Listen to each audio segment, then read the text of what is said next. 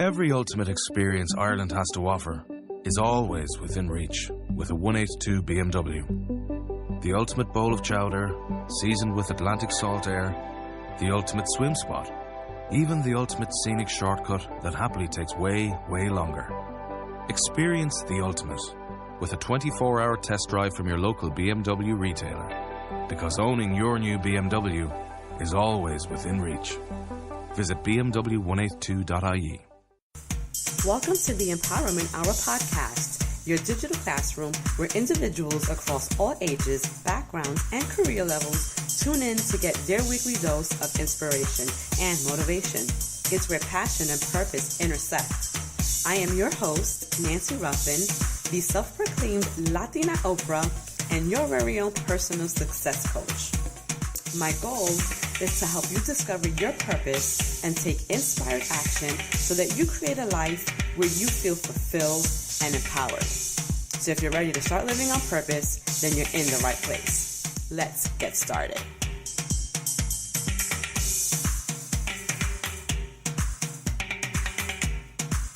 This is the Empowerment Hour podcast, and it's your girl, Nancy Ruffin. I am your host. I am your purpose professional. I am that big sister that is going to help you guys get your lives all the way together, right? And some of you may have your lives together, and that's perfectly fine. But you know what we do here at the Empowerment Hour podcast. It's all about sharing our stories, our testimonies, being transparent in the conversations that we have so that you can take the stories that are shared here, whether they're my own personal stories, whether they're the stories of my guest. The goal is to be as honest about our success journeys so that you may find hope and inspiration to keep pushing towards your dreams and goals when the going gets tough. Because the reality is, guys, that anytime we set our hearts and minds to do something, there's always going to be those things that are put in our path designed to keep us from our heart's deepest desire. And whatever that may be for you, I want you to remember that nothing worth having is ever going to come easy, right? There's always going to be an obstacle, a challenge, a struggle, and the reason that these things arise is not because God wants to make things hard for us, right?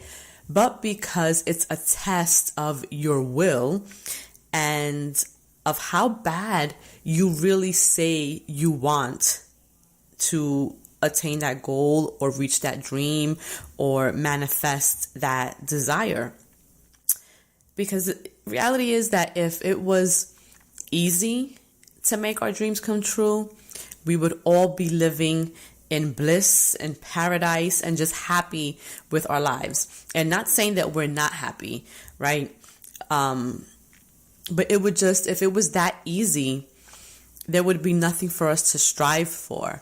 And so really every week, I come on this podcast and we have dialogue and we discuss, different subjects, different topics, but there's always one main purpose and one main premise, and that is to help you guys discover those things that you love, that you're most passionate about, the things that are going to fulfill you, and manifest it and work towards creating the lives that you've always dreamed of, a life that's going to make you feel fulfilled and empowered and motivated. Life is short, and I think that many of us fail to realize that. And I think that in the large scheme of things, we may understand that life is short, but when we really take some time to sit with it and to think about it, I think we take that in a way not literal enough. Because although life is short, it is also long, right? There's a saying that I used to say a lot, and it's the years are short, but the days are long, right? So when you think about time, right, and when you think of it in the grand scheme of things, it feels like the years are passing us by so quickly, right? But then when we think about one day, and everything that we do in a day, it seems like the days are just long, right? But then when you kind of look back at your life, at all of the days that have passed, and it was like, wow, where did the time go? And so while life is short, I want you guys to remember that every day is a new opportunity for you to sit and work towards creating the life that you want for yourself. And, I talked a lot last week's episode about being focused and being consistent, and how those two factors are really the key to being successful, right? Or to winning, or to accomplishing those things that you say that you want to accomplish. Because without having a laser focus on something, you're going to be distracted. And what happens when you're distracted, right? You don't pay the thing any mind, and you go and you do something else. And so the thing that you were once working on now becomes something that you've given up.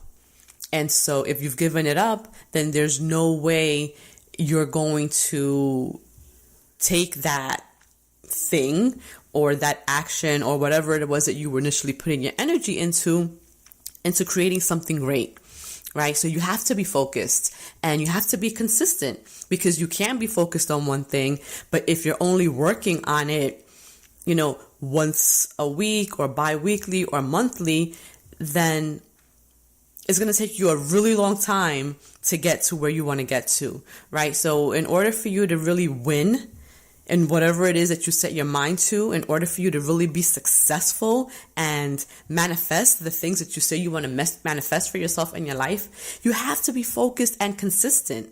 And I also mentioned last week, where are you with your goals? We talked a little bit about my vision board workshop that I held back in January, and where you guys are with respect to the things that you place on your vision boards. Right? Because the photos that we paste or we glue on the poster board are just photos, right? They're not going to magically manifest by you just looking at them every morning, right? You have to have a plan.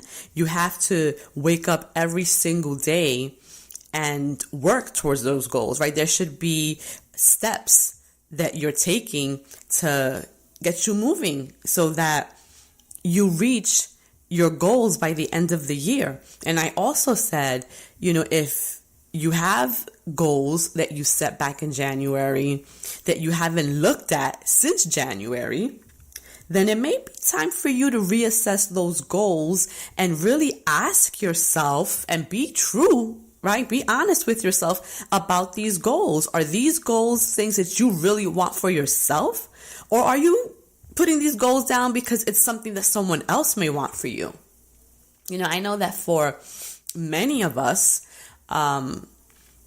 we are pushed into higher education, right? Into going to college and university and all of that because it's something that our parents want for us, right? And it may not be something that we want for ourselves, but we do it. We go towards that direction because it's what our parents want. And then we do that.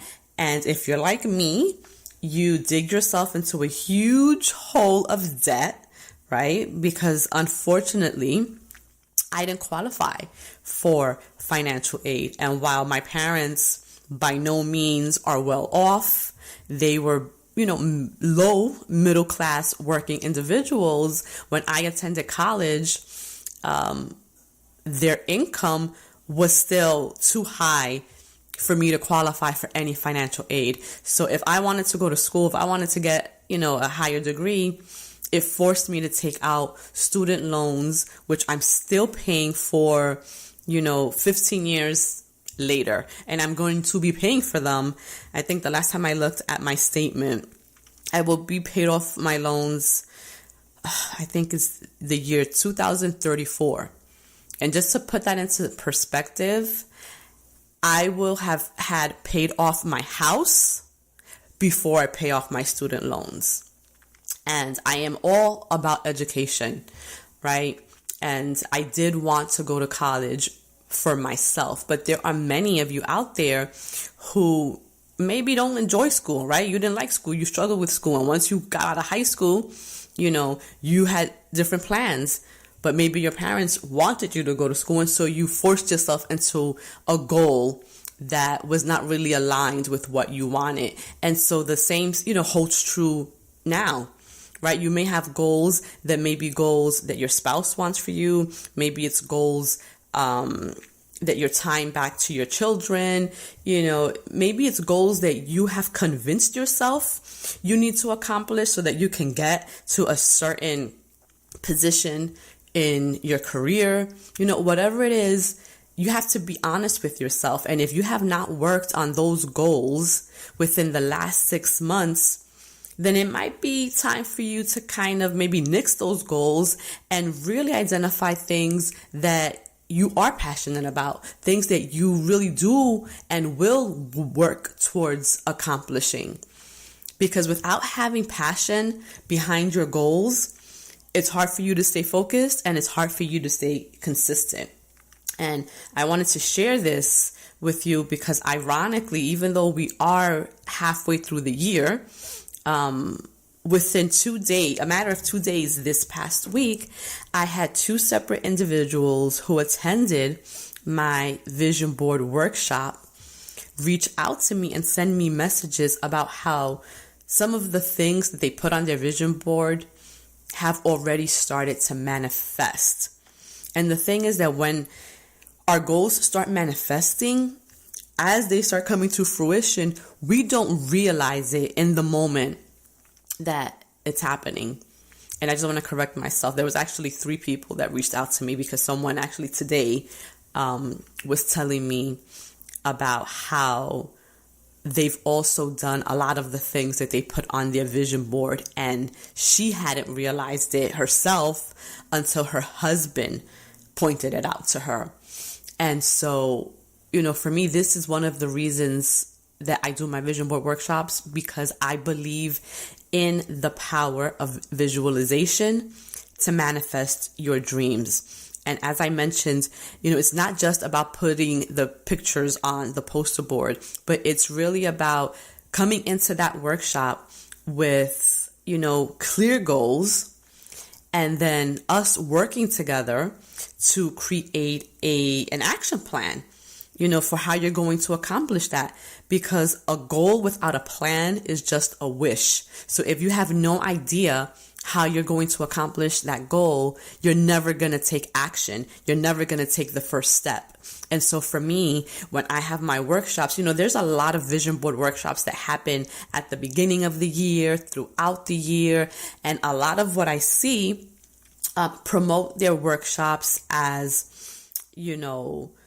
parties, almost vision board parties, right? Where you kind of get together with your girls, you get some magazines, you cut out some pictures, you have your wine, your mimosas, whatever you're going, and you have a good old time, right? Because you're hanging with your girls and you're posting pictures on a board. Well, I will tell you that is not what you get when you come to my workshops. And I'm not knocking anyone who does that, right? That's perfectly fine. If it works for you, it works. But for me, it's less about the party and more about the work, right? So when you're coming into my workshop, we're working, right? When we first get started, we're clearing our minds and all of the junk and garbage that we bring with us into the room. We clear that through meditation, right? So that's how we start the workshop. We meditate, and then I pray for every single woman that has stepped in that room that day, because I understand that the work that goes behind accomplishing our goals is not easy. And so we have to pray for the success of our sisters, right? Pray that they do not become deterred. Pray that when obstacles and challenges and struggles arise, that they are able to navigate through all of that stuff. Right. And so these are the things that we go through in my vision board workshop, right? We come up with a plan. We identify what your goals are. They're clear. They're specific. They're measurable. They're realistic. They're attainable. And we set deadlines, right? We break each goal down into smaller goals so that you're not, taking this one big goal and then you're like, wow, how the heck am I going to get there? Because we don't just get there, right? There's a series of steps that you have to take to accomplish that one big goal, right? Even when we think about maybe your goal is to buy a house, right? You don't just buy a house. You don't just say, I want to buy a house, and you buy a house. There's steps that you have to take, right? You have to figure out, first of all, what's your budget? How much can you realistically spend on purchasing a house, right? Because you could say you want to buy a house, and if you go to your realtor, the first thing they ask you is, well, what's your budget? Because they don't want to take you to see properties that you won't be able to afford. So you have to have a budget. How much can you spend, right? Then you have to make sure that your finances are in order. What does your credit score look like? How much debt do you have? What are your monthly expenses? All of these things that you have to think about before you even go look at houses, right? Because then you have to also see if you qualify for a mortgage, right? Because if you are a credit risk, chances are that lenders are not going to lend to you. And so there's so many things that kind of go into purchasing a house. And if you don't list these things step by step, then that goal to become a homeowner is never going to become a reality. And so you have to be focused. You have to be consistent. You have to break down your goals. You have to understand what goes into each process. So if you're one of those people who find yourself midpoint in the year stuck, right, and or not accomplishing your goals as quickly as you would like, look, the bottom line is don't beat yourself up over it, right? But what you want to do is, now that you're aware, ask yourself, what am I going to do now? Like, I know that I've been slacking. I know I have not been working towards my goals the way that I said I would. What can I do to get myself moving? Because at the end of the day, it really is about making a decision and sticking to it, right? The same way you decide, like, nah, I don't want to do this today, and then you don't do that said thing, is the same way you say, you know what? I'm going to stop making excuses, and I'm going to start doing, and I'm going to do. And then you go and you take the action.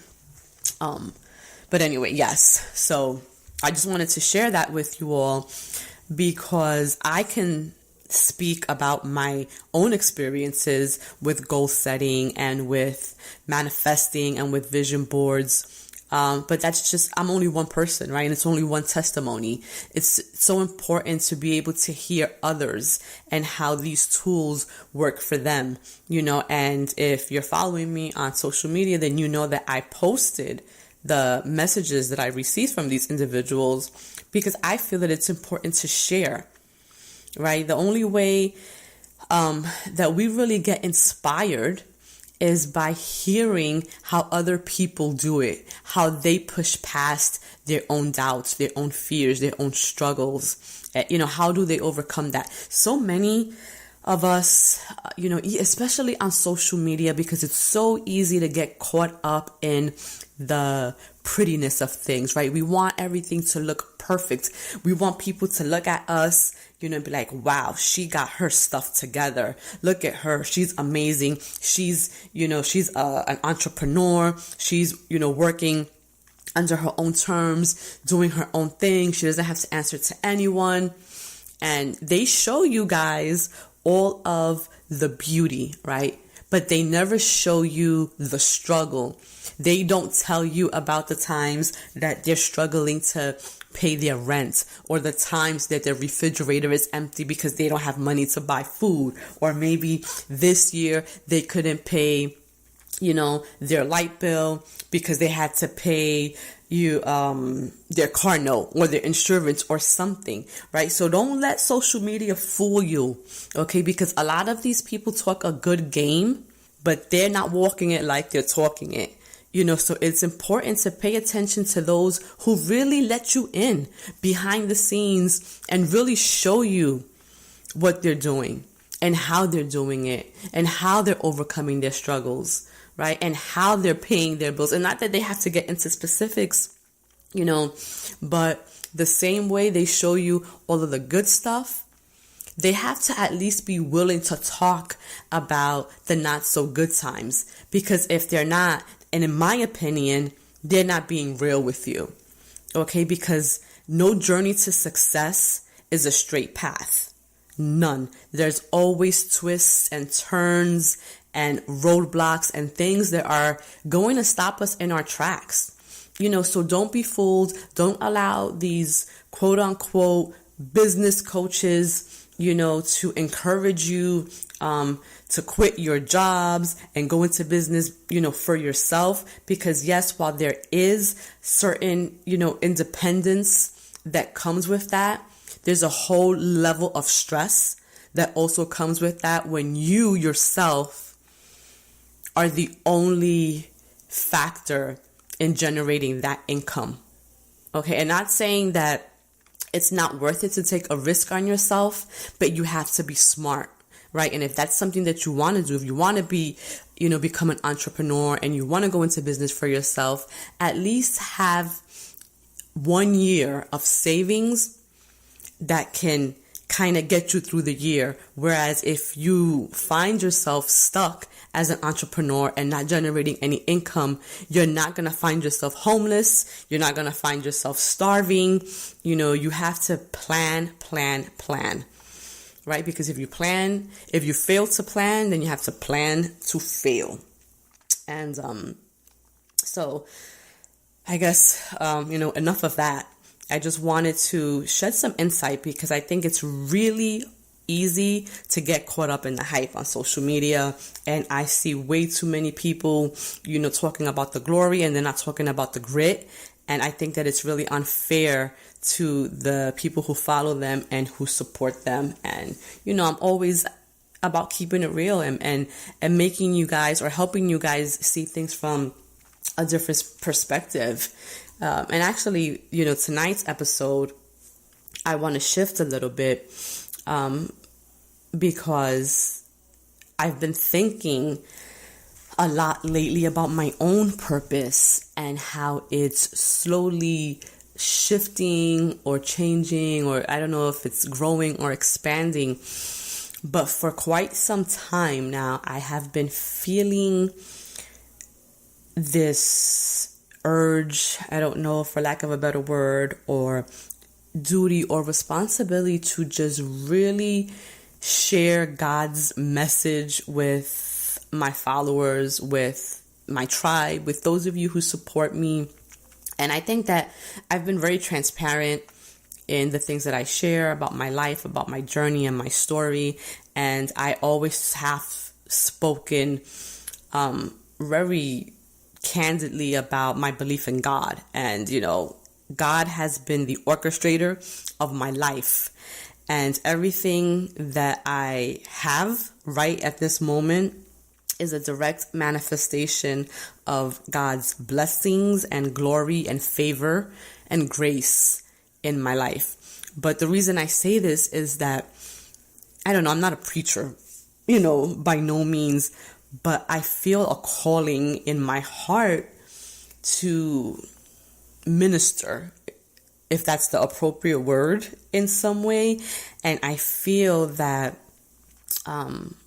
God is strategically placing certain people in my life to help me grow in that area. He's exposing me to different opportunities and experiences that really have been designed to bring me closer to Him.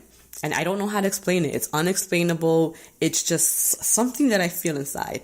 But I say all that to say that this week I had the incredible honor of attending Joel-Osteen's Night of Hope at the Barclay Center.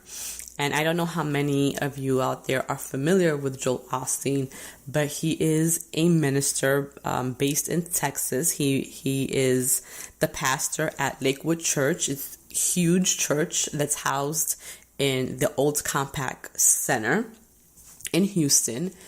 And I was there, on Friday.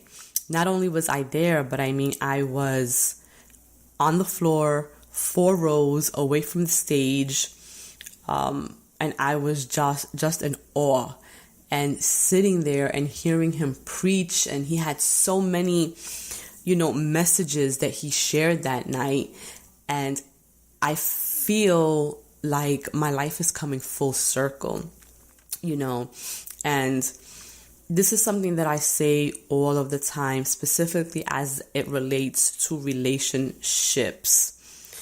As we progress in our lives, right? As we set new goals for our future, as God starts to work his magic in us, certain relationships are bound to kind of diminish from your life, right? People are bound to kind of leave you. And sometimes it's people who you thought would be with you forever.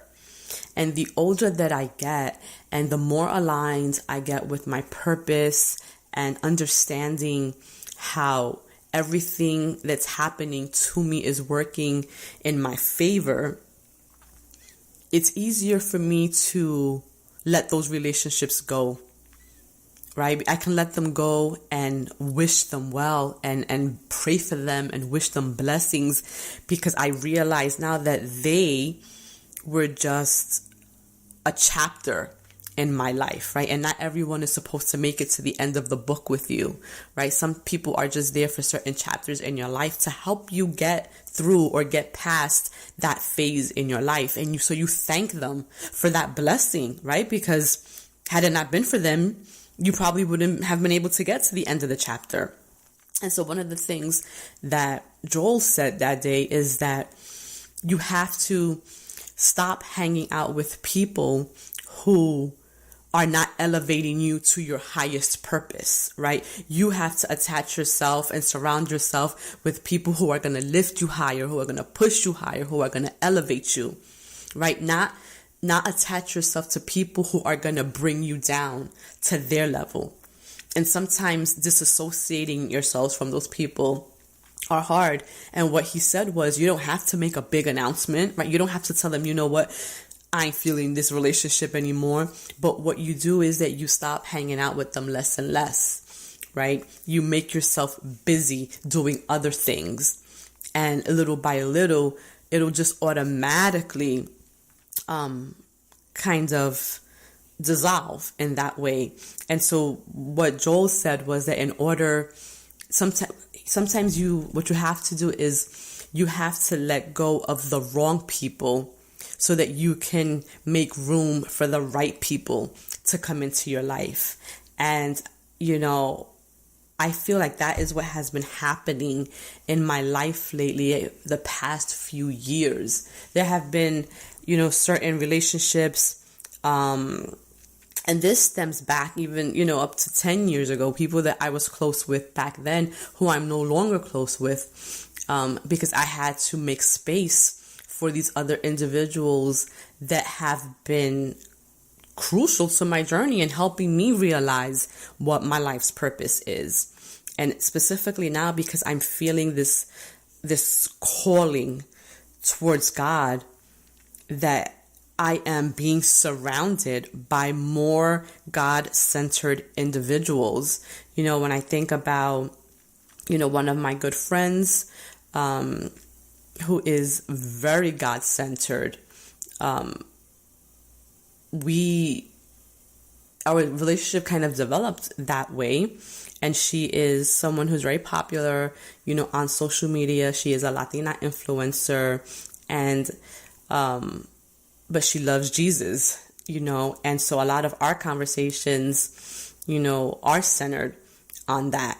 And I look to her as a younger sister because she's younger than me, and my testimony about my motherhood struggle is something that resonates with her, because she also has a longing in her heart to become a mother, and for whatever reason, hasn't been her time yet, and so that was really like the first conscious connection that I've made maybe within the last couple of years with someone who is really centered in God. And then even more recently, within the past year or so, I have been connected with 2 more women who are really strong in their faith, who have really been critical to my own growth. And one of them doesn't even know it. She's just someone who I see, and how she shares her own testimony really inspires me. And then there's another one who is has become one of my closer friends. And our relationship was also built and founded on our love for God. And so this one woman has really been almost like the vessel for me. So we attend, Joel Osteen's Night of Hope on Friday. I get to meet him. I'm super, super stoked because this is someone who I watch every single week on television. But during the service, there's so many things that happened that night. He shared his mother's testimony, she's a cancer survivor. She's been in remission for 34 years. But what makes her story so inspiring was that when she got diagnosed with cancer, the doctors told her that she would only have weeks to live. Weeks. Okay, not months, not years, weeks. But their faith in God, their faith in God's ability to heal and create miracles healed this woman. Right? It healed her when the doctors, when medicine, when everything logical was telling her that she was not going to live. She only had a few weeks to live. And here she is 34 years later, healthy and alive and thriving and beautiful. Another message that Joel shared that for me, I think stood out the most is this idea or this concept of how God is always working on our behalf, even when it doesn't seem like it, right? Those times when things happen to us, bad things, maybe we lose a loved one, maybe our relationship with the person who we thought we were going to spend the rest of our lives with ends, maybe we get laid off from our job, maybe we become sick and, we're asking God, why me? Why this? Why now? All of these things that tend to happen to us, that when they happen, we have no explanation for it. And not only do we not have an explanation for it, but we don't understand it, right? When we start to understand that everything that happens to us is happening for us, that is when that shift within us changes. That is when you can go from feeling like a victim to feeling like a victor, right? Knowing that no matter how low you may be, no matter how down and out you may be, the fact that you understand that what you're going through at the present moment is just a stepping stone to the greatness that God has planned for your life, it makes it easier to deal with those obstacles, right? Because that loss, that disappointment, that struggle, whatever it is that you're going through in your life, God is using it to propel you to the next level of your life, right? Because we know God wants to elevate us, right? God doesn't want to see us suffer. He doesn't want to see us unhappy. He doesn't want to see us miserable, right? But we go through these things because it's making us stronger. It's preparing us for that next level, for that next phase in our lives, right? And one of my favorite Bible verses or scriptures is Jeremiah 29:11, where it tells us, "For I know the plans I have for you, declares the Lord, plans to prosper you and not to harm you, plans to give you hope and a future." And I love that verse particularly because I know for me, every time I thought I was at my lowest point, God was really preparing me for some of the best moments in my life. And I want to share a story with you guys because I don't even know how many years ago it was. Well, you know what actually I do? Let me see. My oldest niece is 15 and she was, I don't know, maybe 2 years old when we baptized her. So about 13 years ago, on the day of my niece's christening, beautiful Sunday in June. My husband reminded me of this the other day. It was June 25th, I believe, or June 25th. Both my nieces got christened, and then after the christening, my sister had, rented out a private room at a restaurant where the family came to celebrate the christening, and there was food, and there was sangria and beer and alcohol, and we were enjoying having a great old time. Now, at this point in my relationship with my husband, it wasn't great. We weren't getting along. We would argue all the time. And so after we left the restaurant, all of us went back to my aunt's house, who lived in the area, kind of to continue the celebration. And not sure what transpired in the apartment, but my husband and I ended up arguing. And it was ugly. And so we ended up leaving. And now, mind you, both of us, had been drinking because we were celebrating, and we were just arguing. We were on our way home. We lived in the Bronx at that time. And I can't even remember what we were arguing about, but we were on the Bronx River Parkway North. And 1 minute we're arguing, and the next minute we crashed. We got hit by a Mack truck, and our car got totaled. And when I tell you that it was by God's grace that we both survived that accident, it's not an understatement. And the irony in the entire thing is that at that same moment, that same day, my brother-in-law, who was not my brother-in-law back then, him and my sister weren't even dating, but he was driving on the Bronx River Parkway. And years later, when we talked about it, he remembers seeing the accident, and he remembers seeing our car.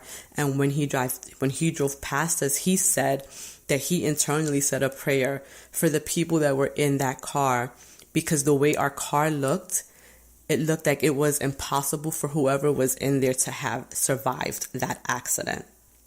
And so when I tell you that God has a plan for your life, God has a plan for your life, because I walked out of that car accident virtually unharmed. I had maybe a bruise on my chest from where the seatbelt kind of, tightened up for preventing me from kind of flying through the windshield. And that was it. I went to the hospital, of course, to get checked out, but I walked home and out that night. My husband, on the other hand, was not as lucky. He did suffer a broken hip, a fractured hand, and his injuries were a little bit more severe, but not life-threatening. And he's still here, right? And so at that moment, as a result of that accident, what I realized was that, one, we shouldn't have been drinking and driving, right? And because of that accident, neither one of us drinks and drive anymore. ever. And if we go out, we designate the driver for the night. So if my husband wants to drink, I'm not drinking, and vice versa. And if it's my night to drink, he doesn't drink. Like, we do not play anymore with that. And I think a part of our stupidity in doing that is because we were young and irresponsible and just plain old stupid. And we were lucky that God saved our lives that Sunday afternoon, because we're both alive here today. We're parents now of two beautiful little girls, and I can, come on this platform and on my other platforms and really share my testimony, and also as a result of that, it really helped us to put our marriage first. It really forced us to look at ourselves and what the heck we were doing to ourselves and to our marriage, and what was so important that we were arguing that caused us to crash, right? And if these kinds of experiences that are designed, I believe that God intentionally designs them to wake us the hell up, right? When you don't heed the call, it'll continue to happen and manifest in other ways until you learn whatever lesson God is trying to teach you, right? So you have to understand that everything that you're going through is God's way of teaching you a lesson, right? And until you heed the call, until you heed what he is trying to tell you, it's going to continue to manifest in different ways. And just to share, a brief story, because a lot of you already know my motherhood journey, but it was really difficult for me to get pregnant with my oldest daughter. For whatever reason, it wasn't happening, and of course, God has his timing, God has his plan, and I know that part of the reason that it wasn't happening for my husband and I is because our relationship wasn't strong. It was turmoil. We didn't get along. We weren't respecting ourselves or our marriage. It was just an ugly situation to have brought a child into at that time, and so I remember when he had first got diagnosed with cancer back in 2003, I felt that at that point that was a test, right? And for a moment, once he went into remission, things were great, because, having a loved one battle a life-changing, a life-threatening disease that way kind of helps put things to perspective. But again, we were young, so that only lasted for so long before we started arguing and fighting again and taking each other for granted. And then that was when, a year or two later, that car accident happened, right? So that was God giving us another wake-up call for us to get our shit together, right? And so at that point, that's when we were like, you know what, we're going to stop playing these games. We're going to really live and honor our marriage vows.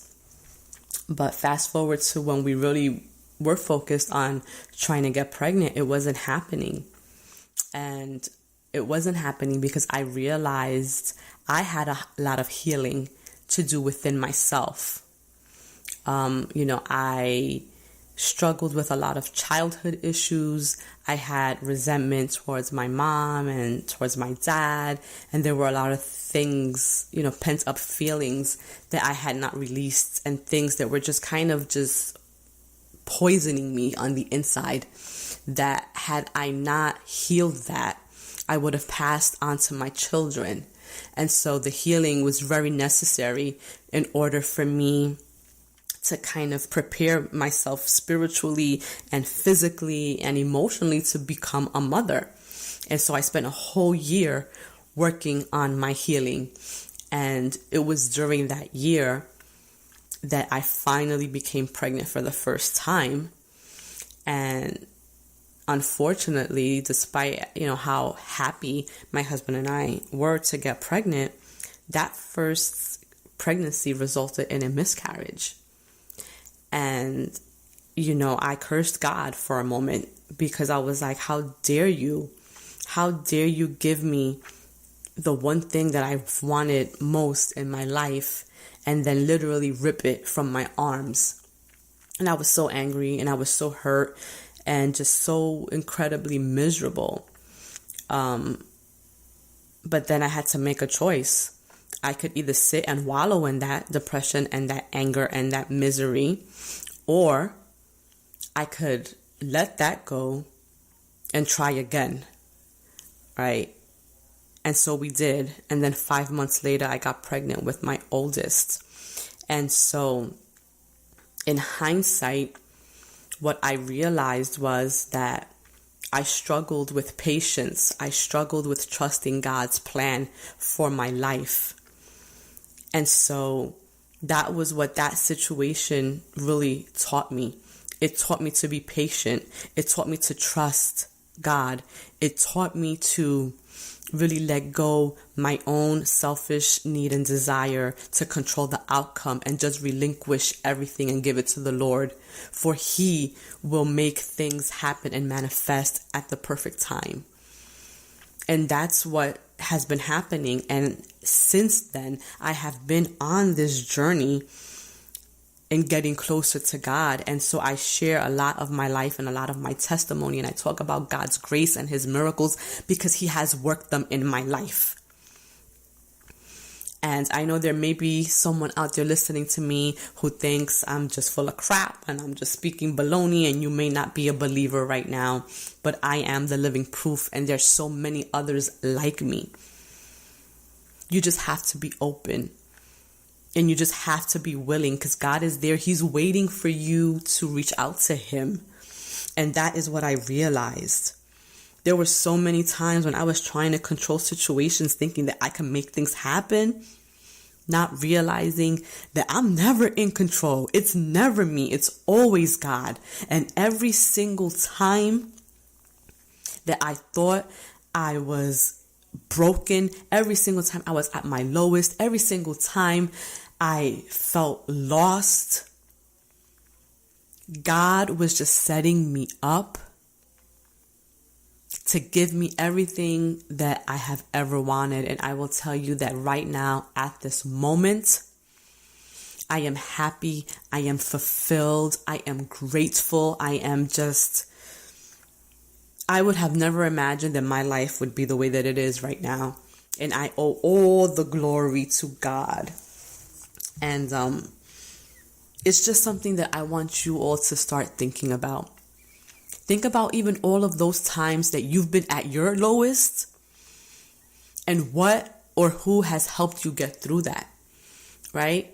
Because living this life is not easy, right? We don't have good days every single day. We have heartbreaks. We have things that we think are going to destroy us when we're going through them, but somehow, some way, it doesn't destroy us, right? So ask yourself, what was it that got you through that? How did you get through that? And if you got through that, then you can get through anything else that comes. So I'm going to leave you guys with that for this week. Thank you once again for tuning in, for rocking with me, for being on this journey with me, for supporting me, encouraging me, lifting me up. Because as much as I sit here and I may inspire you and motivate you and lift you and elevate you through my words, you all do the same for me. So thank you. Thank you for those of you who consistently listen to this podcast, who repost my work, who share my work with others. Thank you. And I specifically want to highlight last week's listener of the week, Miss Virtual Maven. I believe her first name is Tennille, but this is a young woman who is consistently listening to this podcast. She is always, sharing my words, my work, encouraging others to listen. And so this is just my way of saying thank you, for saying I see you, I appreciate you, I acknowledge you, and I want you to know that I don't take any of your support for granted, because without you, I would not be able to do this. So thank you. Be kind to yourself, be kind to each other, and go out there and crush those goals.